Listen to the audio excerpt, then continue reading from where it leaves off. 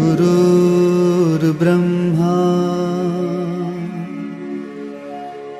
गुरुर्विष्णु गुरुर्देवो महेश्वरः गुरु साक्षात् परब्रह्मा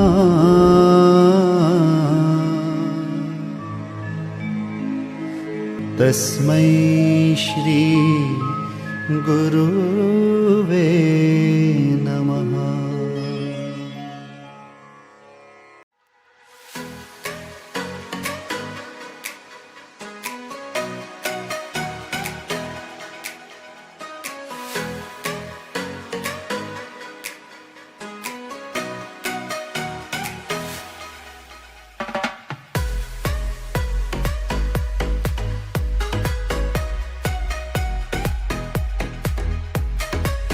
Hello everyone, welcoming you all on today's online session for Statistics Standard 11, Chapter number 5, that is Skewness of a Frequency Distribution. Till now we have learned how to find mean, median, mode, quartiles, decile, percentile. Okay. Even we have learned about range deviation, mean deviation, standard deviation and its coefficient, mean deviation with its coefficient, quartile deviation with its coefficient, combined standard deviation. Okay. So we have learned so many things in statistics. That same thing, the same findings which we have learned over there. Okay. As such, I can say in this particular chapter, we need how to find quartiles, that we already know, how to find Q1, Q2, Q3. We got to find in this particular chapter X bar, that's called mean, mode, MO, we already learned, median, we already learned for that, standard deviation, सीखा हुआ है. So जो हमने पहले सीखे हुए हैं, उसी चीज को वापस से मुझे अप्लाई करना है, but in a different sense, in a different method you can see. So in this case, हम सारे सम नहीं करेंगे, even if you feel like कि मुझे refer करना है, तो previous class के lectures आप refer कर लें. If you are not able to find median or mean or mode, तो mean, median, mode की हमने पहले lectures में upload किए हुए. Go through that and based on that try करें mean, median, mode find करने. If you are not able to find standard deviation, पूरा video है standard deviations का, go through it. Okay, so आपके लिए भी easy होगा और मेरे लिए भी काफी easy होगा. One and the same thing again and again repeat करवाना. It's better कि आप previous videos आप go through कर लेंगे. मीन नहीं आ रहा है, एक बार देख लीजिए कैसे करना है. मीडियन नहीं आ रहा है, देख लीजिए कैसे करना है. ओके, तो प्रीवियस चैप्टर्स आपको ऑलरेडी मिल जाएंगे. Okay, so based on that आपको काम यहाँ पे करना है. Okay, so now I will coming to the chapter skewness of a frequency distribution. Before learning skewness, I like to have a meaning about symmetric. Symmetric मतलब same. A frequency distribution in which the observations are equally distributed on both the sides. वो frequency distribution जहाँ पे मैंने observation को दोनों side पे equally distribute किया है, जहाँ पे मैंने observation को दोनों साइड पे equally distribute किया है, that is called as symmetric. As you can see in this particular diagram, see your x bar, mean and mode will be the same. The distance from Q1 to Q3 from the center will be always same. It's called symmetric. See, classes are equal. Frequency as you can see 10, 14, 20. वापस 14, 10. यहाँ से ये, यहाँ से ये. देखो same. In this particular cases आप find भी कर सकते हो. आप find करके check कर लेना. आप x bar, median and mode आप find करके check करना. Okay, mean, median, mode आपका सबका आंसर same आएगा. तीनों का same आएगा. Q1 का आंसर और Q3 का आंसर भी चेक कर लेना, फाइंड कर लेना. Okay, L plus N upon 4 minus CFI upon F into C के वजह से. Q3 L plus 3N upon 4 minus CFI upon F into C के वजह से. ओके, इक्विडिस्टेंट होता है, मतलब यहाँ पे x बार M और मोड सेम होगा. Q3 माइनस M मतलब ये वाला गैप और ये वाला गैप दोनों सेम होगा, इक्वल होगा. ये हमेशा L शेप्ड होता है. इक्विडिस्टेंट होगा, on both the side well set gap होगा। अगर ये नहीं होता है तो उसको बोलते हैं स्क्यूनेस, लैक ऑफ सिमेट्री इसको बोलते हैं यहाँ पे स्क्यूनेस। तो स्क्यूनेस के दो टाइप है, एक है मेरा पॉजिटिव, एक है मेरा negative skewness. So positive skewness diagram आप देखें थोड़ा सा, start with here, left side पे छोटा है, राइट साइड पे इलांगेटेड, सेंटर पे मोड, इधर मीडियन इधर मीन, Q1 इस तरफ, Q3 इस तरफ। ओके, यहाँ पे इसके कैरेक्टरिस्टिक्स, मीन कहां से बड़ा होगा, उसके बाद उससे छोटा मीडियन होगा, उससे छोटा मोड होगा। Q3 माइनस m मतलब ये वाला जो गैप है ये ज्यादा होगा ये वाले गैप से, m माइनस Q1 के गैप से।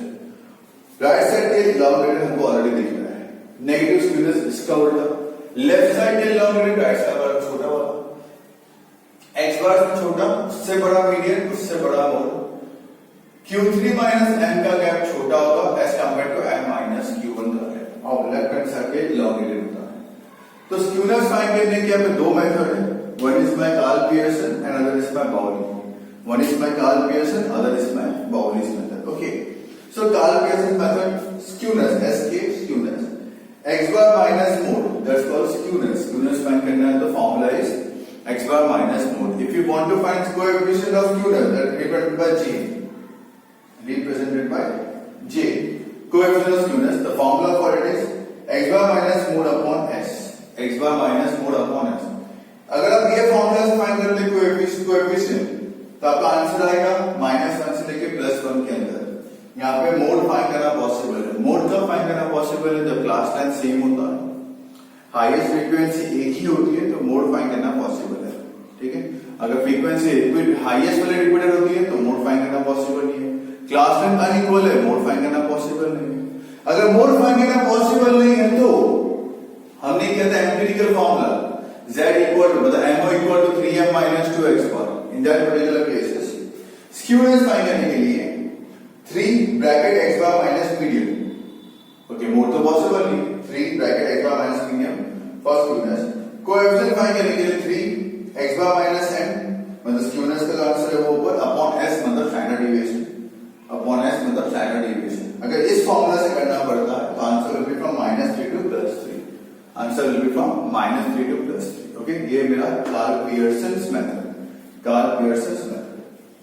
Coming to Bowley's method, coming to Bowley's method. Okay, तो फाइंडिंग स्क्यूनेस, बाउली डिपेंड करता है क्वार्टाइल्स के ऊपर, बाउली डिपेंड करता है क्वार्टाइल्स के ऊपर। ओके, Q3 माइनस m ये डिटर्मिनेशन ऑफ फॉर्मूला है, कहां से फॉर्मूला बनी है, Q3 minus m minus m minus Q1। Karl Pearson इसके ऊपर डिपेंड करता है। ओके, बाउलीज इसके ऊपर डिपेंड करता है। Q3 minus m bracket minus m minus Q1, bracket open करें तो Q3 minus m minus minus plus Q1, so minus m minus Q1, तो क्या लिखा Q3 plus Q1 minus Q1, ये आ गया कोएफिशिएंट, ये आ गया स्क्यूनेस। अगर फाइंड करना है कोएफिशिएंट, ठीक है, सो हमें फॉर्मूला लिखनी ये है। अगर डिटरमाइन पूछा है शॉर्ट सम में ऐसा कुछ दे के रखा है तो मुझे अप्लाई करने के लिए मैंने ये लिखा है कि भाई इसका मतलब स्क्यूनेस से फाइंड कर सकते हैं। कोएफिशिएंट फाइंड करने का formula Q3 minus m minus Q1 upon Q3 minus m plus m minus Q1, bracket open करते हैं तो Q3 minus m plus Q1, Q3 minus m plus m minus Q1, plus m minus m cancel, Q3 plus Q1 minus 2m upon Q3 minus Q1। Okay, तो ये मेरे बाउली की formula, बाउली के अंदर स्क्यूनेस और कोएफिशिएंट, ये कार्ल पियर्सन के फॉर्मूला। आपको दो ही चीजें यहाँ पे याद करनी है। ओके, दो ही फॉर्मूला जो है, दो ही मेथड है इसके अंदर जो आपको याद करनी है इन द अपकमिंग सेक्शंस। ठीक है, मैं पहले आपको बता दूंगा इलस्ट्रेशंस कैसे मैंने सॉल्व यहाँ पे करनी है। Based on the illustrations I will be helping you out in solving the sums of exercise 5.1 5.2 and further. Okay, I hope so आपको already mean median mode find करना ऑलरेडी आता ही है। आई डोंट थिंक सो मुझे वापस से board पे आपको मीन मीडियन मोड क्वार्टाइल रेशल standard deviation quartiles standard deviation find करके दिखाने की जरूरत है। जैसे मैंने आपको पहले ही बताया, refer the videos before hand जो मैंने आपको दिए हैं ऑलरेडी, मीन मीडियन मोड के स्टैंडर्ड डेविएशन के क्वार्टाइल्स के रिफर कर ले, समझ आ जाएगा।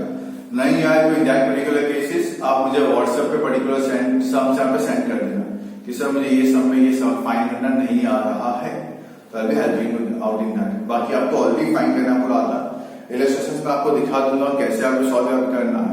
बेस्ड ऑन दैट मैं आपको एक्सरसाइज के भी सब बता दूंगा इन द वीडियोस इटसेल्फ कि कैसे उसको मुझे सॉल्व करना है।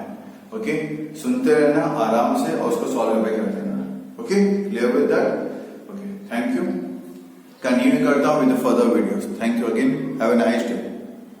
Welcome you all to today's online session for statistics standard 11 chapter number 5 skewness of a frequency distribution. Illustration number 5. The following information is obtained for life in complete hours of 400 electric bulbs. Find the skewness and the coefficient of skewness by Carl Pearson's method. As I can see कि यहाँ पे class length is same but the highest frequency is 76 which is repeated twice. मतलब once again mode मेरे लिए find करना possible यहाँ पे नहीं है, मोड फाइंड करना पॉसिबल नहीं है, मतलब आपको मीडियन फाइंड करना पड़ेगा, है ना। क्लास लेंथ सेम है तो FRDI के लिए मैंने एज्यूम किया है मिड वैल्यू में से 4699.50, ऊपर जाए तो -1 -2 -3। यहाँ पे ये करना पॉसिबल है बिकॉज के क्लास लेंथ तुम्हारी सेम है। In the previous illustration number 4 में हमने देखा था ये नहीं किया था बिकॉज क्लास लेंथ यहाँ पे सेम नहीं था, इसलिए DI का नंबर अलग आ रहे थे। क्लास लेंथ सेम है तो आप ये फाइंड कर सकते हो। ओके, जी आपने 4699.5 को एज्यूम कर लिया 0, ऊपर जाए तो -1 -2 -3, नीचे आए तो 1 2 3 4। फिर FI को DI से मल्टीप्लाई किया, 14 × -3 is -42, 46 × -2 is -92, 58 × -1 is -58, 76 0 0, 71 70, 76 2 152, 43 120 and 24 80। Solve किया, गॉट द आंसर 230। FIDI को मल्टीप्लाई किया with DI, I got FIDI square.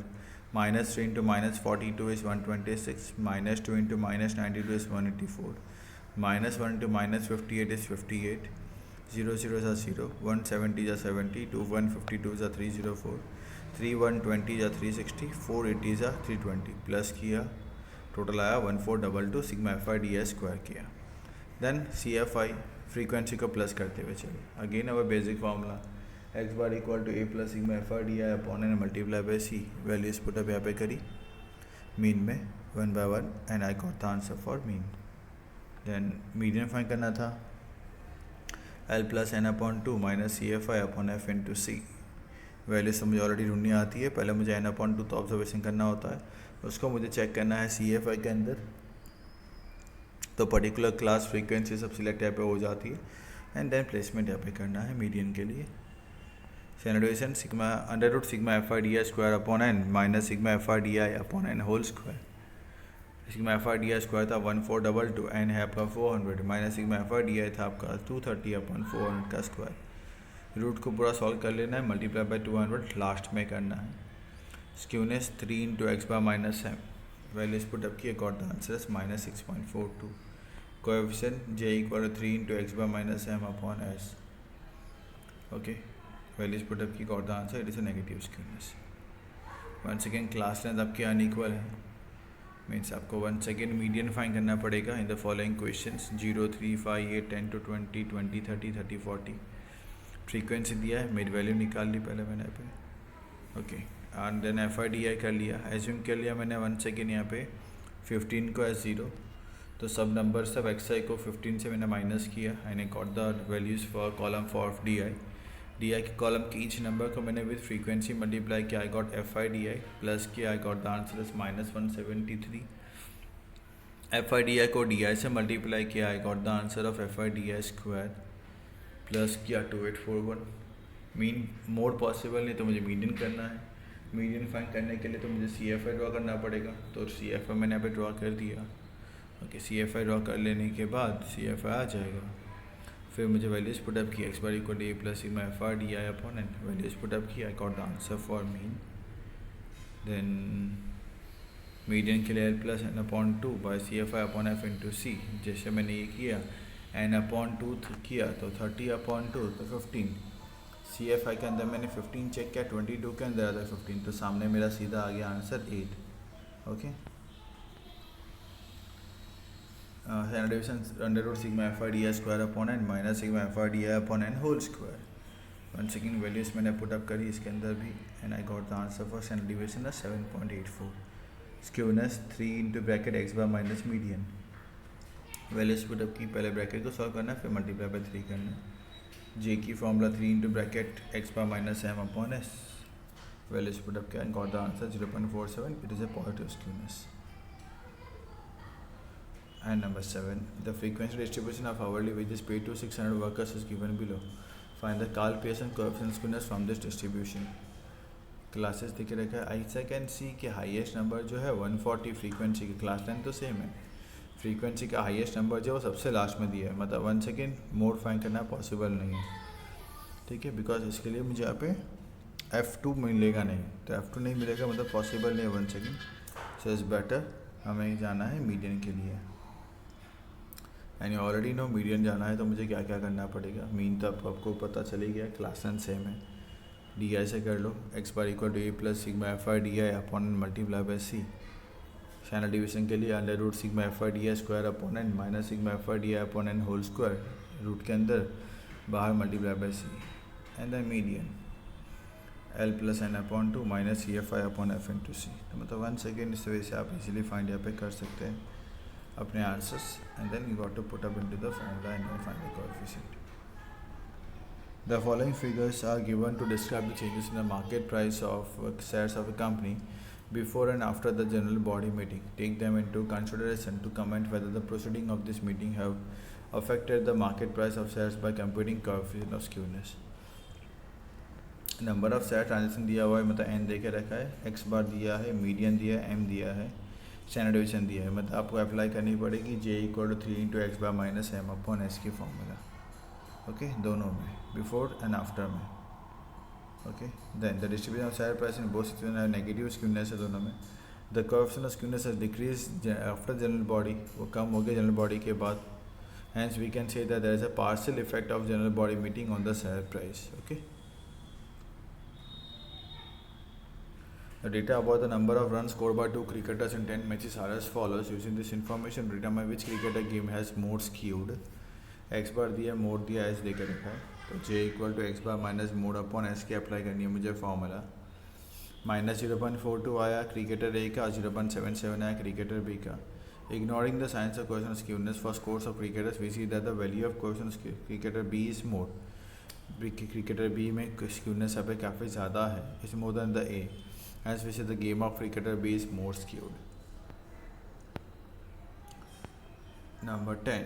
From the following measure obtained from the frequent distribution of shares in lakh rupees of potato by 2 merchants in a month, determine which distribution is more close to symmetry. छोटा हो तो symmetry, बड़ा हो तो भाई skewed. यहाँ पे ऐसा ध्यान रखना थोड़ा सा. एक्स बार दिया, मीडियन दिया, एस दिया है, J equal to 3 into x bar minus M upon S किया, तो माइनस 0.36 और माइनस 0.94. साइन का मुझे इग्नोर करना है, तो ज़्यादा सिमेट्री कौन है. The coefficient of distribution A is numerically less than that of B, hence A यहाँ पे क्लोजर टू सिमेट्रिक है. स्क्यूड में बड़ा वाला स्क्यूड, सिमेट्रिक पूछे तो छोटा वाला symmetric, closer to 0 you can say. Okay, number 11. The median of the distribution of marks in statistics obtained by students of school is 72. मतलब एम दिया 72, mean they are 75. Find the coefficient of marks obtained by the students from this data and share the type of the skewness. तो skewness को 3 into x by minus m 9 आया. skewness का answer more than 0 है, मतलब ये मेरा positive skewness यहाँ पे है. Okay, so with this note हमने लेसन कंप्लीट यहाँ पे कर लिए.